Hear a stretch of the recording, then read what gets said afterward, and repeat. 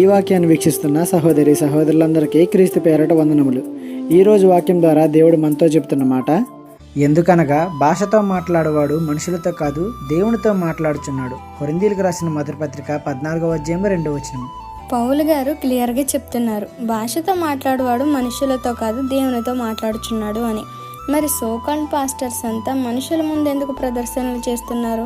భాషతో మాట్లాడడం వల్ల సంఘానికి ఉపయోగం ఏముంది? దాని అర్థం చెప్పువాడు లేని ఎడల భాషలో మాట్లాడడం వల్ల ఉపయోగం ఏముంది? భాషతో మాట్లాడడం నీ వ్యక్తిగత ఆత్మీయ ఎదుగుదలకు ఉపయోగకరం. దేవునితో భాషలో మాట్లాడడం గొప్ప ఆత్మవరం. కానీ మనుషుల ముందు ఆత్మవరాన్ని ప్రదర్శించి దాని గొప్పతనాన్ని తగ్గించేస్తున్నారు. నిజంగా దేవుని ఆత్మను పొందుకొని భాషల వరాన్ని పొందుకున్న వారు దేవుని నలుగురిలో నవ్వులు పాలు చేయరు, స్వలాభాలకు ఆ వరాన్ని వాడుకోరు. భాషలో మాట్లాడువాడు దేవునితోనే మాట్లాడువాడు, మనుషులతో కాదు. ఈ చిన్న సువార్త పరిచర్యలో మీ సహోదరులు. God bless you. ఆమేన్.